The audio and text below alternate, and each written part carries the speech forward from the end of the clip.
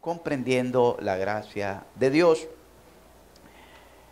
Estuvimos dando la definición de gracia y estuvimos hablando acerca de unos aspectos de que, por ejemplo, la gracia describe la voluntad de Dios y dijimos que la gracia describe la voluntad de Dios como el favor de Dios. La gracia describe la voluntad de Dios como misericordia perdonadora.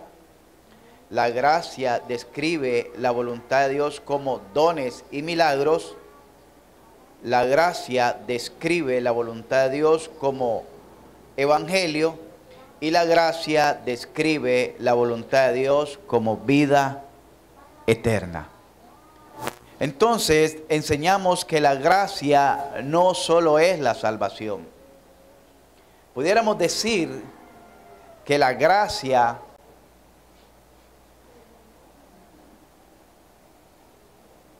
trasciende el pensamiento de la salvación. Trasciende el pensamiento de la salvación. Y la gracia se ha manifestado no solo con Jesucristo. Aquí hablando cuando Él vino hace aproximadamente 2000 años.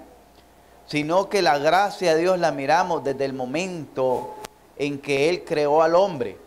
En el momento que lo creó a su imagen y semejanza. Entre todas las criaturas que había creado, al hombre lo creó a su imagen y a su semejanza. Y eso es parte de la gracia de Dios. Pero también miramos que la gracia de Dios se refleja cuando el hombre y la mujer se rebelaron contra Dios y pusieron a Dios en un plano de mentiroso allá en el Edén, en el huerto del Edén. Y Dios derramó en ellos su juicio y juzgó al hombre, juzgó a la mujer y juzgó a la serpiente.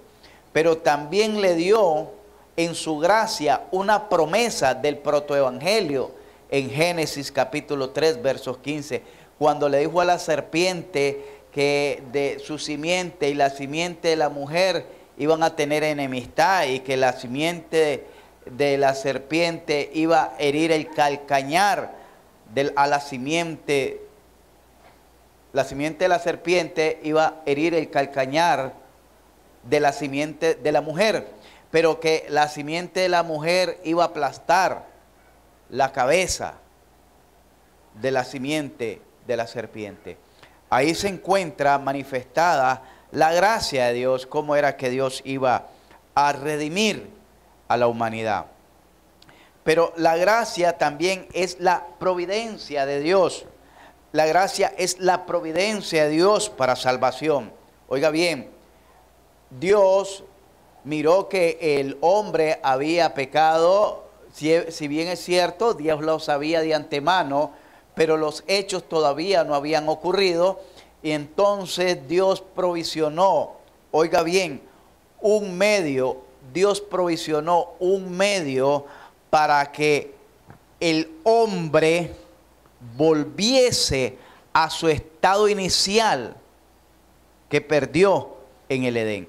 ¿Cómo es eso así? Bueno, en el Edén el hombre era un hombre perfecto. En el Edén el hombre caminaba con Dios, vivía bajo la bendición de Dios, era un siervo administrador de Dios. Hoy en día el hombre no es eso, ni camina con Dios, ni tiene comunión con Dios, ni es siervo de Dios, ni administra las bendiciones de Dios, porque no viven bajo bendición. Al contrario, el hombre de hoy en día vive bajo la maldición por causa del pecado,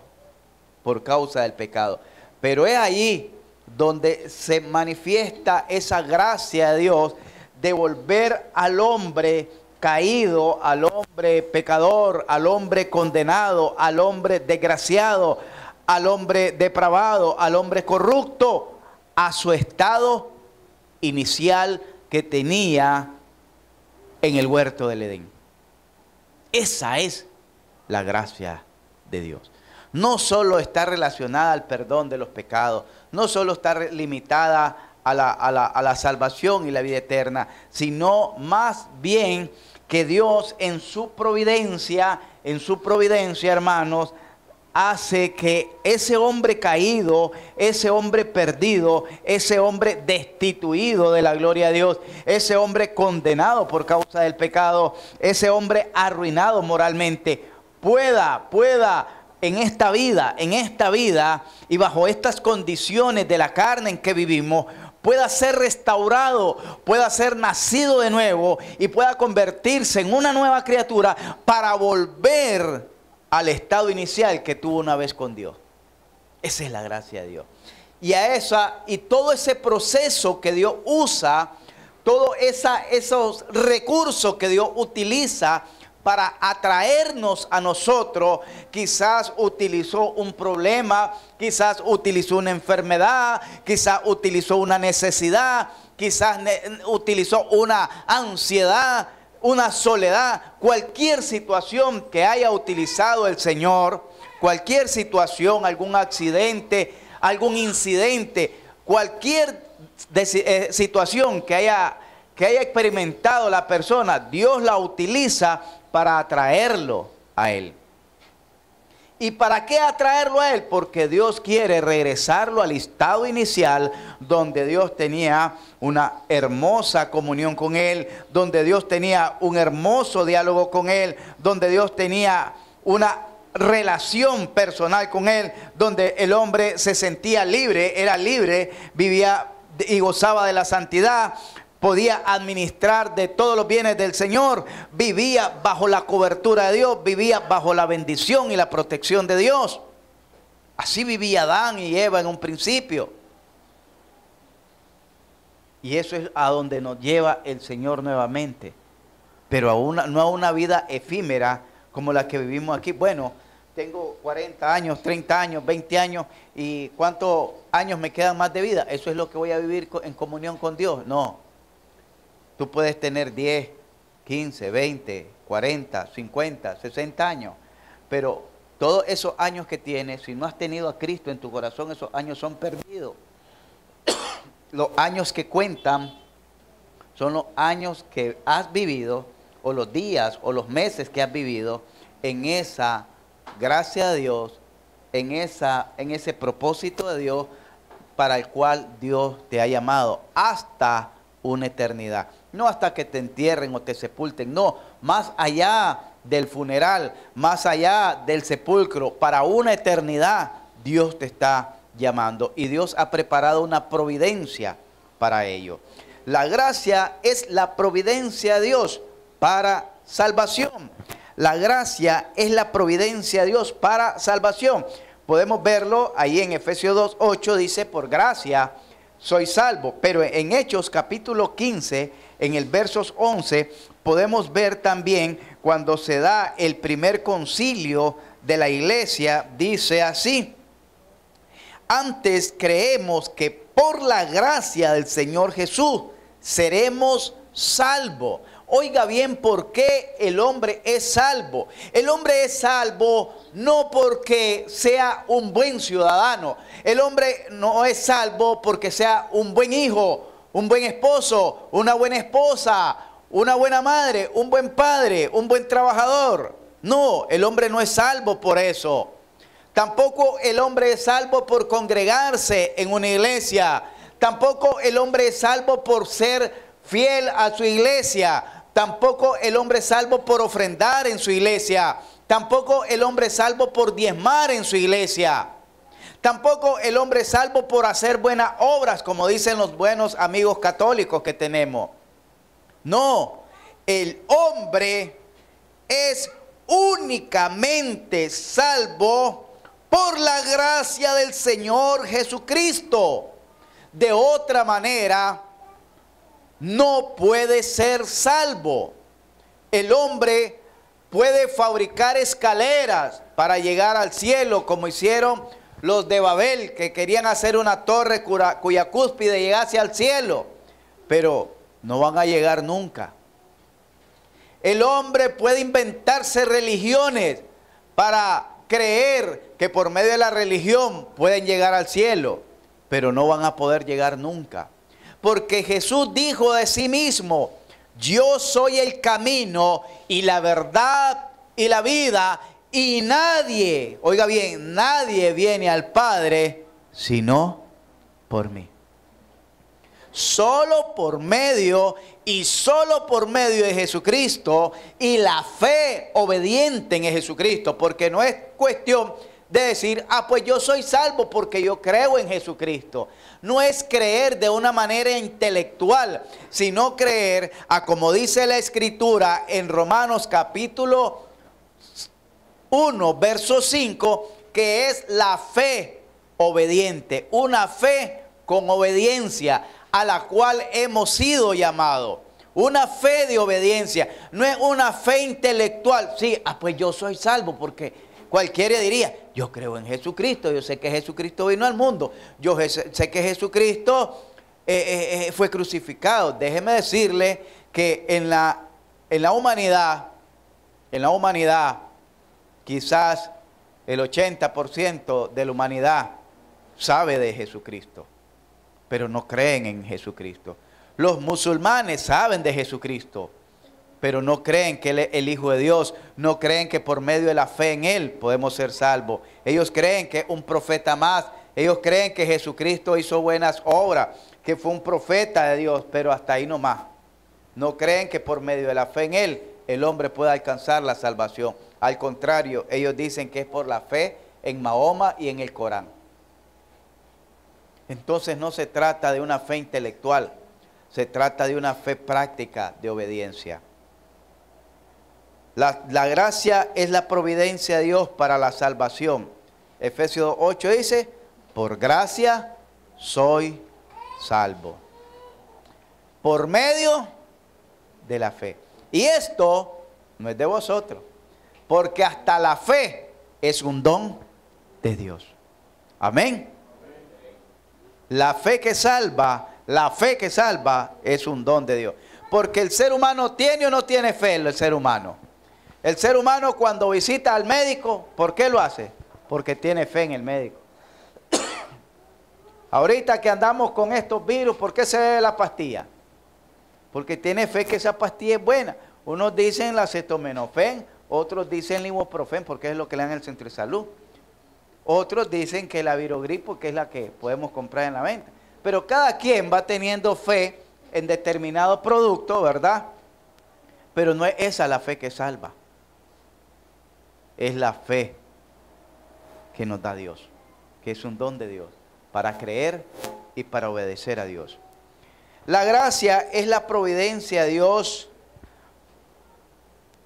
para recibir el llamado de Dios. Oiga bien, Gálatas 1:15. Gálatas 1:15 nos dice, pero cuando agradó a Dios que me apartó desde el vientre de mi madre. ¿Y por qué lo llamó el Señor? Por su gracia. No nos llamó porque fuimos al culto. El culto fue el medio para que escucháramos el mensaje. No nos llamó porque somos los mejores. Nos llamó por su gracia. Y ahí la palabra gracia aplica al término de la misericordia. Y misericordia es compasión. Compasión es ver, compadecerse de la incapacidad humana que tiene aquella persona para ser salvo. La incapacidad humana, Dios se compadeció al ver nuestra incapacidad humana de que por nosotros, por nuestra propia cuenta, pudiéramos llegar a ser salvos.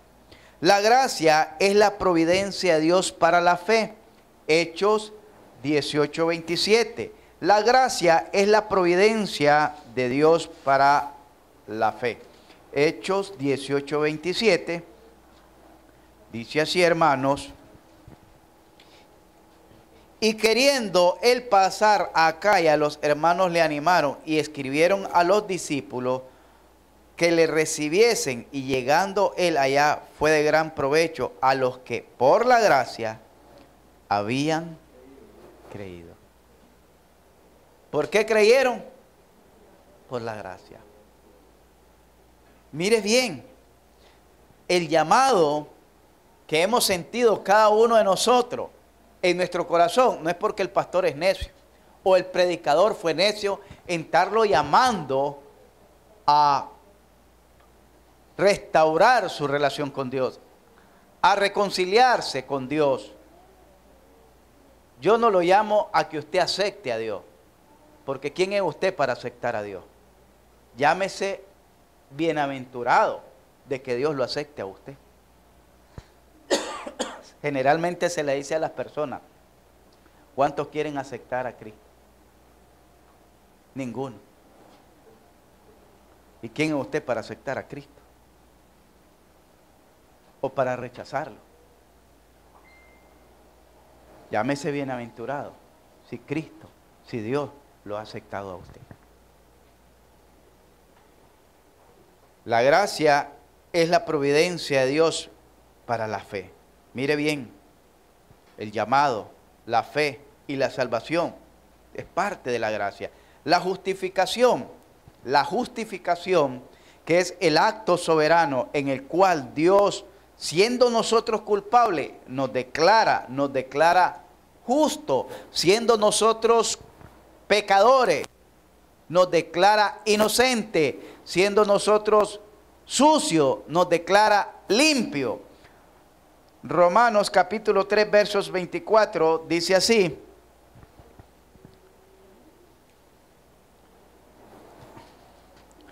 siendo justificado gratuitamente por...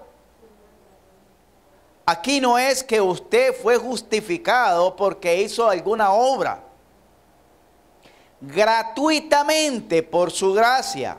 Dios nos perdona. Dios nos limpia porque Él dice, venid luego y estemos a cuenta. Si tus pecados fueren como la grana, como la nieve serán emblanquecidos. Si fueren rojos como el carmesí, vendrán a ser como blanca lana. Isaías 1, 18, 19. Ahí nosotros miramos que habla de una limpieza, pero también habla de una responsabilidad que tenemos con Dios. El ser humano tiene una responsabilidad y ahí de esa responsabilidad Dios lo exime, Dios lo libera, Dios lo redime por su gracia. Y todos nosotros cargábamos la culpa de nuestros pecados. Aún los niños, desde que comienzan a tener conciencia de pecado, cuando usted le pregunta a un niño, ¿es bueno o es malo mentir?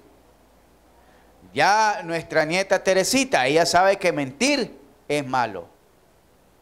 5 años, ya sabe distinguir entre lo bueno y lo malo. Desde ahí ellos ya van formando su conciencia de pecado. Y cuando uno ya tiene conciencia de pecado, la conciencia de pecado es la que le enseña al hombre qué tan culpable es o qué tan pecador es. Y nuestros pecados nos han hecho división entre Dios y los hombres. El pecado. Pero por la gracia de Dios es que nosotros nos volvemos a acercar. Fuimos destituidos por causa del pecado, pero ahora somos reconciliados con Dios. Fuimos culpados, dice que la paga del pecado era la condenación eterna, pero por la gracia de Dios ahora no tenemos la condenación eterna, sino que la vida eterna. Amén. Eso es la justificación. Entonces la gracia es la providencia de Dios. Son los medios, los recursos que Dios utiliza para llevarnos a ese propósito, a esa posición inicial. Efesios 1:7 dice que la gracia es el perdón mismo que recibimos de Dios. Es el indulto, pudiéramos decir, que recibimos de parte de Dios. Efesios 1:7 dice así, hermanos: en quien tenemos redención por su sangre, el perdón de pecados según las riquezas de su gracia. Mire qué tremendo. Tenemos perdón, tenemos justificación, tenemos fe, somos llamados por Dios, tenemos la salvación y tenemos la consolación. Segunda de Tesalonicenses 2:16. Dice así: y el mismo Jesucristo, Señor nuestro y Dios nuestro Padre, el cual nos amó y nos dio consolación temporal, consolación eterna y buena esperanza por gracia. La consolación es esa paz que sentimos en el corazón, esa paz que disfrutamos en el corazón, de que sabemos que este tiempo que vivimos es corto, es efímero, es pasajero, y que quizás algunos sufrimos de enfermedad, sufrimos de tristeza, sufrimos de quebranto, de dolor, de angustia, de cualquier cosa. En otros países sufren de persecución por causa del evangelio. Pero la consolación es saber que tenemos un reino celestial que nos espera por toda una eternidad. Y que allá no habrá más llanto, no habrá más dolor, no habrá más tristeza. Y que Cristo será nuestro Rey y nosotros seremos su siervo. Y que gozaremos de una vida inimaginable. Una vida que nos volverá a la posición inicial que una vez tuvimos con Adán. A esa posición inicial de ser su siervo, de ser sus hijos y de vivir bajo su bendición y su protección. La gracia es la fuente de Dios. Oiga bien, la gracia es la fuente de Dios sobreabundante. La gracia es la fuente de Dios sobreabundante. Hay algo que nosotros, hermanos, quizás no hemos comprendido, y es que cuando pasamos dificultades económicas, a veces nos sentimos, y le digo nos sentimos porque yo lo sentí una vez: ¿será que Dios está conmigo? ¿Por qué aquel impío tiene para beber guaro, tiene una buena casa, un buen trabajo, y tiene para embriagarse, para parrandear, a que sus hijos andan y tienen para vivir perdidamente? Y yo, que soy hija del rey, del dueño del oro y la plata, no tengo ni para el queso ahora. No sé cuántas veces le ha pasado eso. Vivir esas dificultades económicas, que tal vez llegaron al mes y no tenían para el recibo de la luz, no le ajustó y le cortaron la luz. No tenía para el recibo de agua y le cortaron el agua. O quizás si tenía una cuenta en la pulpería de enfrente, donde le fían las cosas más malas, para que no se le dañen al vendedor, no le ajustó para pagar el total de la deuda que tenía. Porque además de que se le dan los productos que ya se están venciendo, se los dan más caros. Y no le ajustó y tuvo que ir con pena a decirle: mire, no ajusté porque no me pagaron todo, o que salió corto en el pago, o cualquier situación, pero aquí le traigo aunque sea eso. La persona se lo agarra porque no se lo va a devolver, pero se lo agarra de mala gana. Y hasta le puede dar una mala respuesta, decirle: mire, nosotros quedamos para 30, para esto, usted me dijo, pero no me lo vuelvo a hacer, mire. Y cuando llega, después que paga, tiene que llegar y decirle, le medio paga, y le dice: y vengo a llevarlo de la cena. Y vengo a llevarlo del desayuno, por encima. Y usted se pondrá a pensar: pero si soy hija de Dios, ¿por qué estoy pasando eso? Soy hijo de Dios, ¿por qué estoy pasando esto en el trabajo?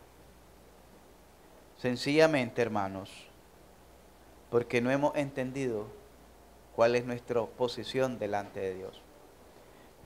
Creemos en un Dios lejano, Y una de las cosas es que Dios nos da sabiduría para que administremos nuestros recursos.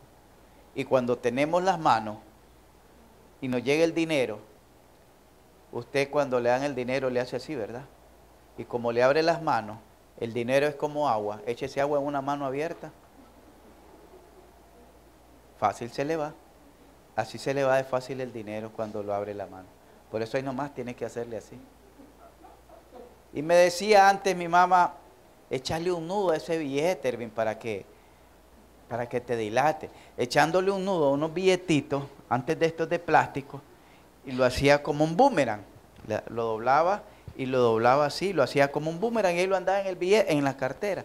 Y un día andaba tan palmado, pero tan palmado que dije, ni modo, voy a romper esto, porque nunca me llegó la suerte que me dijo mi mamá, que anduviera el billete doblado en la cartera porque se me iba a traer suerte.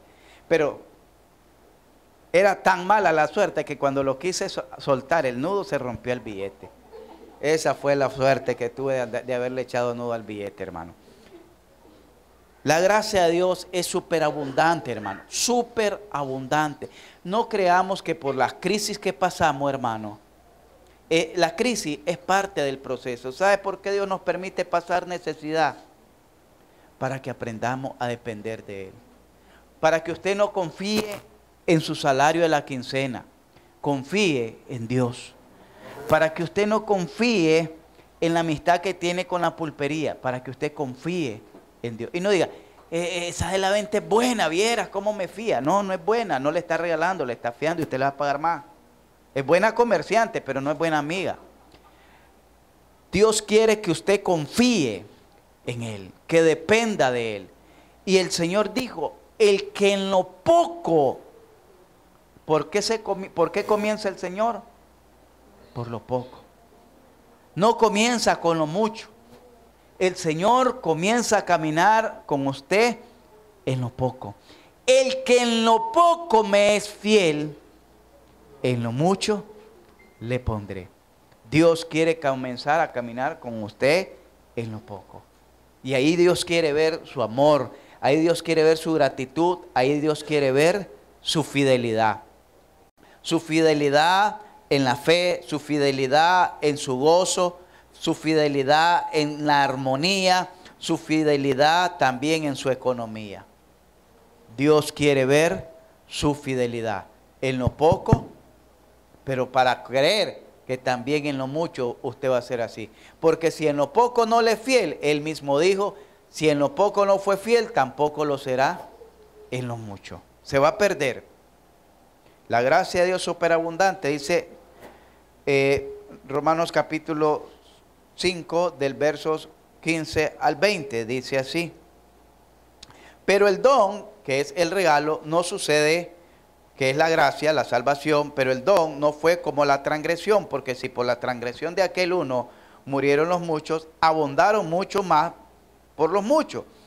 La gracia y el don de Dios por la gracia de un hombre, Jesucristo.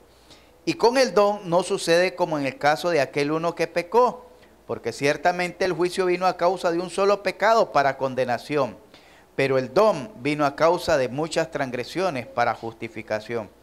Pues si por la transgresión de uno solo reinó la muerte, mire lo que dice ahí, por la transgresión de uno solo reinó la muerte. ¿Qué dice? La pregunta, ¿usted siente que está reinando en vida? ¿Se siente en ese lugar? ¿Se siente que su vida la lleva a plenitud? Mucho más reinarán, no cuando se muere y resucite, en vida. Pero ¿quiénes? Los que reciban, ¿la qué? Los que reciben la abundancia de la gracia y del don de la justicia. La abundancia. Pero ¿cuándo es que vamos a recibir esa abundancia? Cuando realmente busquemos cómo vivir en esa plenitud de fe. La gracia es la fuente de Dios. Pero tenemos que comprender esa gracia, hermano. Tenemos que entender esa gracia. Si usted no está viviendo en esa gracia, todavía le falta aprender más del Señor. Y Dios quiere comenzar, que usted comience a vivir en esa gracia, le dije, ahí con lo poco que está. Pero en eso poco que está, Dios quiere que usted le sea fiel en los cultos, fiel en la oración, fiel en la lectura, fiel en el evangelismo. Y entonces Dios dice, este hombre en lo poco me es fiel, le puedo poner con un poco más, le puedo dar un poco más.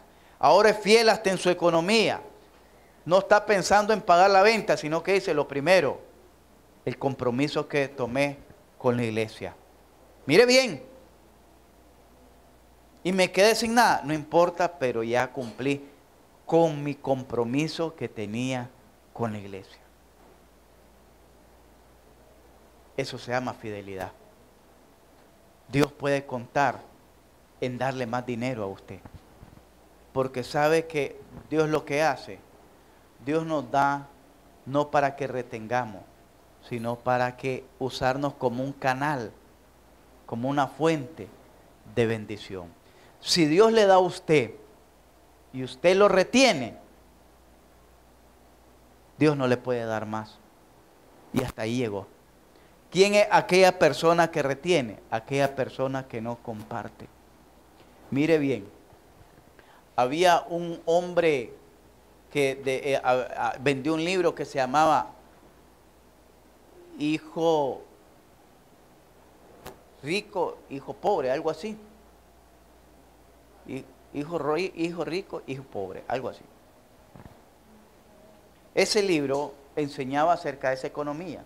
Y una de las cosas que enseñaba ese escritor, un chino creo que era, o de Hawái por ahí, que él se retiró de trabajar a los 40 años con todo lo que había trabajado, es que él aprendió, dice, a dar no el 10 que nosotros damos, él daba el 30, no era cristiano, pero él daba el 30% para la iglesia, el 30%, porque él aprendió el principio, 1, sembrando para cosechar, 2, dando es como recibimos, 3, el del talento.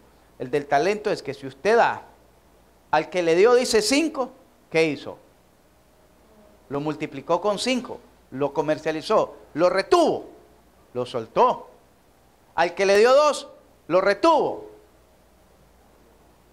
lo regó, lo movilizó, lo comerció, pero al que le dio 1, ¿qué hizo? Lo retuvo. Y a ese uno que lo retuvo, el Señor lo maldijo. ¿Qué les quiero decir eso, hermano? Les estoy hablando con Biblia. Dios es una fuente de bendición. Pero tenemos que aprender, hermano. Tenemos que aprender que si nosotros somos así, Dios no nos puede dar más. No nos puede dar más porque estamos reteniendo. Cuando usted comparte y se abre, hermano, más para la obra de Dios, porque la obra de Dios dice, aún teniendo preferencia para con los hermanos de la fe, Dios le va a dar más, porque va a poder confiar en usted, que usted va a ser una fuente que lo glorifique. Porque cuando usted viene a alguien y le dice, ahí en la esquina, en la parada, mira, regálame 10 pesos. Si usted es una persona que es así y así, usted le va a decir, no ando, la trabajaba. Pero si usted mira que una necesitada, y aunque se quedó solo con los 2.50 del bus, usted le dice, toma, dale gracias a Dios. Con solo eso que le dijo, dale gracias a Dios, usted está glorificando a Dios en aquella persona. Y usted no sabe lo que puede cambiar la vida de aquella persona. Hermanos, la gracia de Dios es sobreabundante. Somos nosotros los que le ponemos piedra a esa corriente. Y cuando le ponemos piedra, ¿qué hacemos? Que se estanque o se desvíe para otro lado. La gracia de Dios es la fuente, la gracia es la fuente de Dios suficiente. Oiga bien, es suficiente. No necesitamos nada más. Segunda de Corintios 2:19. ¿Cómo es con el tiempo, hermano Jorge? 6:37. Estamos como que comenzamos. Segunda de Corintios 12:9. 6:37. Así me dijo, ¿ah? Dice así la Escritura, hermanos.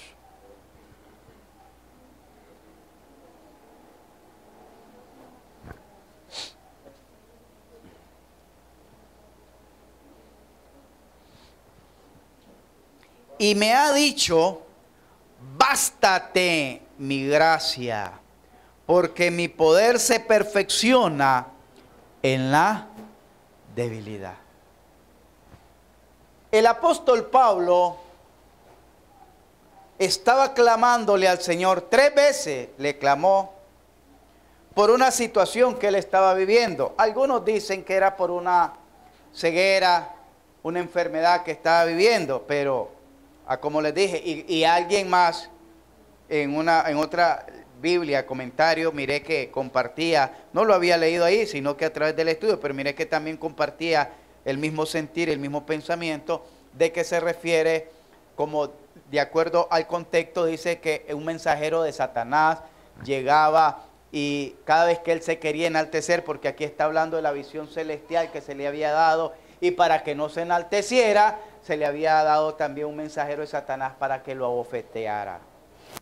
Ese mensajero de Satanás se cree que eran los recuerdos que venían a su memoria, como dardos de fuego del maligno, que cuando él se enaltecía, que era el apóstol, que en cuanto al ministerio, hermano, el apóstol, en cuanto al ministerio, fue superior al de los 11 apóstoles restantes de los 12 que anduvo con Jesucristo.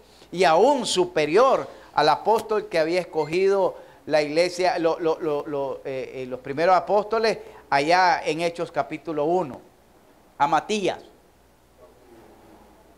Paulo dice en Gálatas, cuando está hablando un poco alterado, enardecido, decía que de los que eran considerados columnas, que era Pedro, Juan y Jacobo. Jacobo, el hermano del Señor. De los que eran considerados de columna, a mí nada nuevo me dijeron. Antes bien, por el contrario, me extendieron la diestra en señal. Porque así como a Pedro se le dio el ministerio de la incircuncisión, a mí se me dio el ministerio de la circuncisión. Hablando que él era el apóstol. Sí, así como a Pedro se le dio el ministerio de la circuncisión, a mí se me dio el ministerio de la incircuncisión. Gracias, hermano Pedro. Entonces, ahí miramos que el ministerio, cuando dice Pablo también ahí en Gálatas, que lo que él había recibido, el ministerio que él recibió no fue dado ni de hombre ni por hombre. Se está refiriendo que a él no se lo enseñó ninguno de los apóstoles. Se está refiriendo que a él no se lo enseñó ni Jesús cuando anduvo como hombre aquí en la tierra, sino que dice que lo recibió en el tercer cielo, en un idioma, en un lenguaje inefable, que al hombre no le es permitido escuchar lo que escuchó Pablo. Oiga bien el ministerio. Pero ¿cuál era el problema de Pablo? Que Pablo, cuando era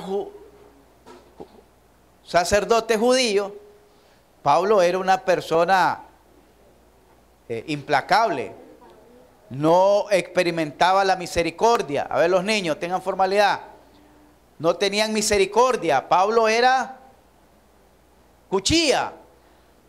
Nosotros podemos ver en Hechos capítulo 13, creo que, o el 14, cuando hicieron el primer viaje misionero, iba Pablo, iba Bernabé, iba Juan Marco, el sobrino de Bernabé.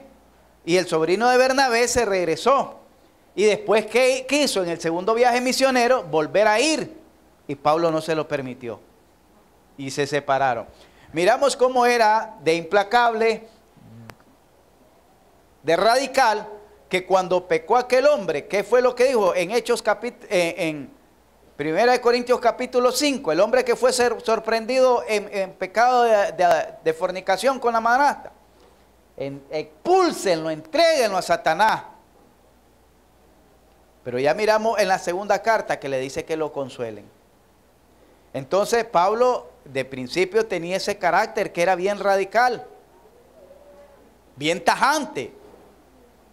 Era un hombre que no conocía mucho de clemencia, pero después miramos que Pablo vino bajando, bajando, bajando esa intensidad debido a esto, para que no se enalteciera, se le entregó un mensajero. Es decir, que cuando él se enaltecía, venía aquel recuerdo de la mirada de Esteban, cuando él dio el voto para que lo mataran por ser cristiano, por predicar de Cristo. Cuando arrastraba a muchos, dice, y lo entregaba a la cárcel, y lo hacía blasfemar, y lo hacía mentir. Le venía eso a la memoria.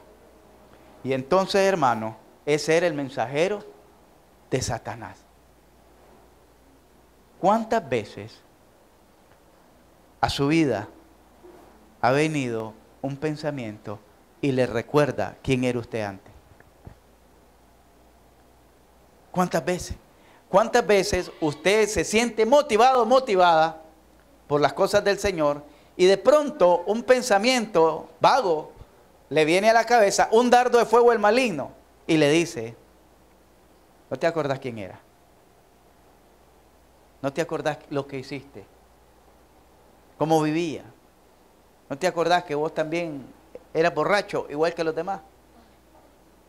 ¿No te acordás que vos también anduviste robando igual que los demás? Y eso, cuando uno, eso sabe lo que provoca, cuando uno le presta oído a ese pasado, una conciencia culpable. Y esa conciencia culpable, ¿sabe lo que hace?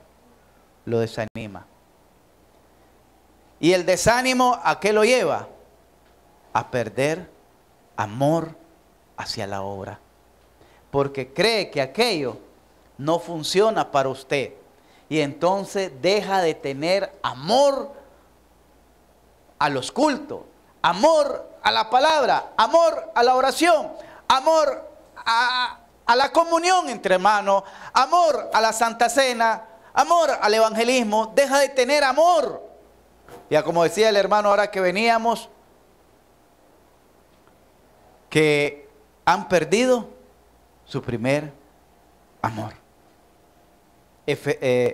Apocalipsis capítulo 2. Han perdido su primer amor. Pero ¿sabe cómo viene eso? Desde una conciencia culpable. Pero Hebreos 9:14 dice que la sangre de Jesucristo nos ha limpiado de la conciencia culpable para que sirvamos al Dios vivo. Leamos ahí en Hebreos para que entendamos esto de la suficiencia de la gracia de Dios.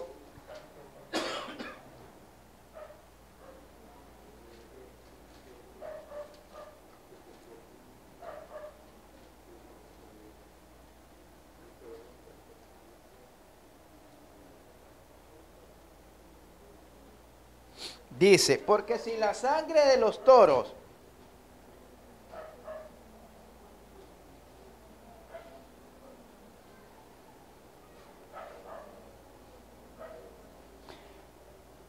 el verso 13, porque si la sangre de los toros y de los machos cabríos y la ceniza de las becerras rociaba a los inmundos, santifican para la purificación de la carne, cuanto más la sangre de Cristo, el cual mediante el Espíritu eterno se ofreció a sí mismo sin mancha a Dios, limpiará vuestras conciencias de obras muertas. ¿Para qué? ¿Para qué nos limpió el Señor? Para que sirvamos a Dios vivo. Y esto lo escribió el mismo Pablo, porque yo creo que Hebreos lo escribió Pablo. Pero como él no era enviado a los de la circuncisión, omitió. Pero esto lo habrá escrito Pablo. Cuanto más la sangre de Jesucristo limpiará vuestras conciencias de obras muertas. Dios nos perdonó, Dios nos limpió, pero con un propósito. No para que usted venga solo a escuchar. No para que usted venga, se pare, cante, escuche el mensaje y los vemos hasta dentro de 8 días. Aquellos que vienen los domingos. Aquellos que vienen entre martes y jueves, pues entre 4 o 5 días. Y aquellos que se pierden, que vienen los domingos y ya no vinieron el domingo siguiente, nos vemos entonces dentro de 15 o 21 días. Pero Dios no la salvó para ello. Si aquí acaso lo ha salvado, Dios la salvó para que lo sirviera.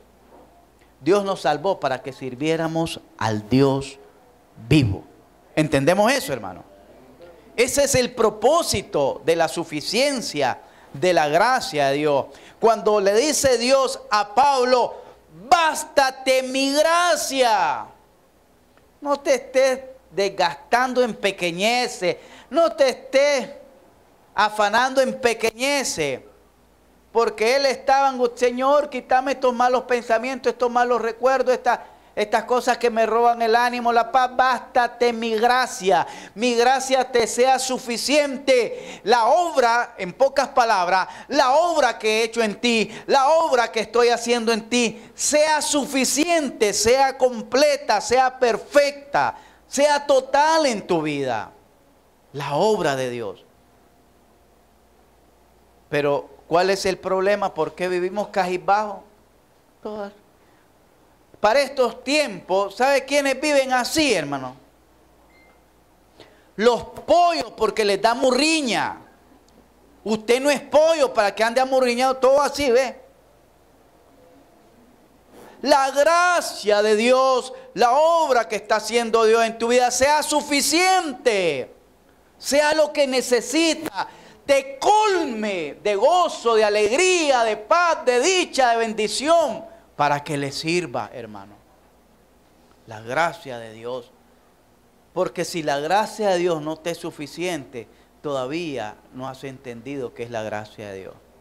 Si crees que la gracia de Dios no es suficiente para darte gozo, que la gracia de Dios no es suficiente para darte júbilo, para sentirte en la plenitud, sentirte que has alcanzado el éxito. No, el éxito cuando corone una carrera. No, el éxito cuando me saque el premio grande de la loto. No, el éxito cuando tenga una empresa. El éxito cuando tenga un vehículo, tenga esto, tenga que... Eso no, hermano. Si tienes la gracia de Dios, tienes todo. Pero si no tienes la gracia de Dios, eres un desgraciado, no tienes nada. El que no tiene la gracia de Dios, por efecto, vive en desgracia, hermano. Aprendamos qué cosa es la gracia de Dios. Y vivamos por la gracia de Dios. No te estés achumicando que porque viene la lluvia. No. Que porque subieron los productos. No. Con que tengas, dice, alimento, con que tengas abrigo y sustento. Con eso estate contento. Ya Dios te dio la comida de hoy. Ya Dios te dio la vestimenta de hoy.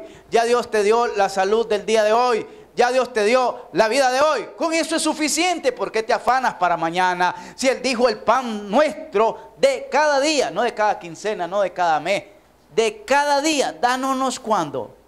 Hoy. Vive hoy, no vivas mañana. Disfruta lo que Dios te ha dado hoy para vivir.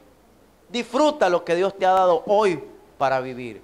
El mañana es incierto. Si hoy comiste, bendito Dios. Y si no comiste, pues te vas a poner en línea. Sí, hermano, porque dicen que el agua es saludable y el agua pues no la has perdido. Toma agua.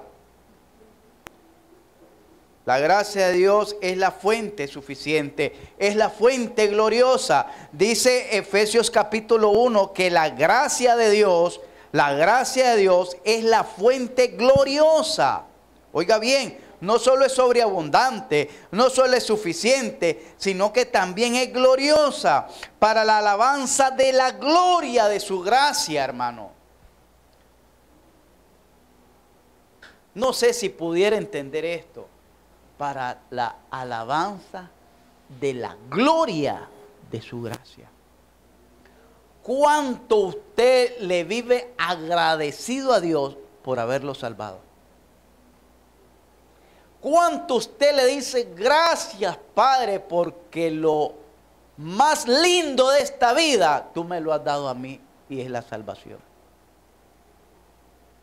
No el esposo o la esposa, no, lo más lindo no. La salvación. Gracias Dios porque aunque no tengo riquezas, pero te tengo a ti. ¿Qué más que eso? Gracias Dios porque aunque vivo en esta humildad, en esta sencillez, pero yo sé que te tengo a ti, Señor. Tú me has amado, tú me has perdonado, tú me has justificado, tú me has salvado y me has dado la vida eterna. Con eso más que suficiente. Pero al contrario, ¿saben cómo vive el cristiano hoy en día? renegando por lo que no tiene. En vez de glorificar a Dios por lo que tiene, vive renegando por lo que no tiene. ¡Ah, la grande! Ya se me despegó el zapato y no tengo zapato y ahora como... ¡Ah, que estos pantalones ya están feos! ¡Ah, que esto está feo! Yo necesito esto. Y comienzan a afanarse por esto, comienzan a afanarse por aquello, comienzan a afanar por lo que no tienen. Y se amargan. Y miran que la vecina o el vecino lo tiene, peor todavía. Peor. Y peor aquellos que les caen mal y miran que tiene lo que usted deseaba tener. Ve. Las sillas que iba a comprar ya las agarró el infeliz. Sí, así vivimos. En vez de disfrutar. Disfrutar, hermano. Se llama disfrutar lo que Dios le ha dado. Disfrute lo que Dios le ha dado. Aprovechelo al máximo lo que Dios le ha dado hasta el día de hoy. Todo lo que Dios le dio el día de hoy, abrácelo, apriételo. Hoy estuvo con sus hijos, abrace a sus hijos. Hoy estuvo con su marido, abrace a su marido, porque mañana no sabe si va a volver. Pero abrácelo hoy que lo tiene. Sí, no le estoy diciendo que se va a ir para otro lado, pero no sabe usted qué le pueda pasar. O no sabe si usted se va a levantar el día de mañana y va a poder abrazarlo. ¿Sabía eso? Pero ¿sabe por qué la gente llora a los que están en los hospitales? Llora a los que se le mueren. ¿Saben por qué? Porque cuando los tuvieron no los abrazaron. Y allá cuando los tuvieron nunca les llevaron ni una flor y allá se la llegan a dejar al cementerio. Abrace lo que tiene. Aprecie lo que tiene. Aproveche lo que tiene, hermano.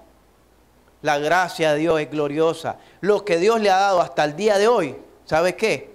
No fue barato. ¿Usted cree que es barato que Dios la haya salvado? ¿Sabe cuánto cuesta la salvación suya? La sangre, la vida, el sufrimiento, el castigo, la ira que descargó Dios sobre Jesucristo. Dice que no fuimos comprados con oro ni plata, sino con la sangre preciosa de Jesucristo, como la de un cordero destinado desde antes de la fundación del mundo. Primera de Pedro. Con eso fuimos comprados. Valore eso, valórelo, porque usted la tiene, pero no la tiene todo el mundo. Usted está aquí y tal vez usted se siente palmadito.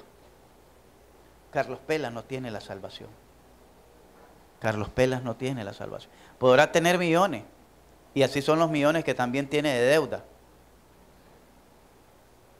pero no tiene lo que usted tiene, a Cristo en su corazón. No tiene lo que usted tiene, la vida eterna. No tiene lo que usted tiene, ser hijo de Dios. El hijo de Dios, el hijo de los Pelas, pero no de Dios. ¿Entendemos eso, hermano? La gracia gloriosa de Dios. Aproveche lo que tiene a diario. Aprovéchelo. Dele un beso a sus hijos antes de acostarse, porque no sabe si los va a poder besar al día de mañana. Abrácelos. A su pareja también. Abrácelas, béselas. A los que tienen. Francia, vos no me quedes viendo, que vos no tenés. Estaba viéndome ahí. Vos no tenés. La gracia de Dios no está limitada. La gracia de Dios es inmensa. Es inmensa. ¿Cómo vamos con el tiempo, hermano? ¿Cuánto? 4 minutos. En 4 minutos, 4 textos. ¿Va? Vamos. Hechos capítulo 4, versos 33. Dice: así que no había entre ellos, 4:33, y con gran poder los apóstoles daban testimonio de la resurrección del Señor Jesús, y abundante gracia era sobre ellos. ¿Por qué había abundante gracia en los apóstoles? ¿Por qué? Porque los apóstoles estaban dedicados a dar testimonio de Jesucristo. Dar testimonio es ser testigo de Cristo, ¿verdad? ¿Sabe por qué en usted no hay abundante gracia? Porque no sale a predicar. No sale a predicar. No hay abundante gracia. Eso es lo que está diciendo. Y abundante gracia era sobre ellos. ¿Por qué? Porque ellos daban testimonio de Jesucristo. Ir a dar testimonio es ir a predicar el evangelio de Jesucristo. ¿Quiere ver bendiciones? Cumpla. Cumpla con Dios. Y Él va a cumplir con usted también. La gracia de Dios es abundante. La gracia de Dios es la fuente, una fuente abundante, es una fuente múltiple, dice. Cuando dice múltiple, hermano, es que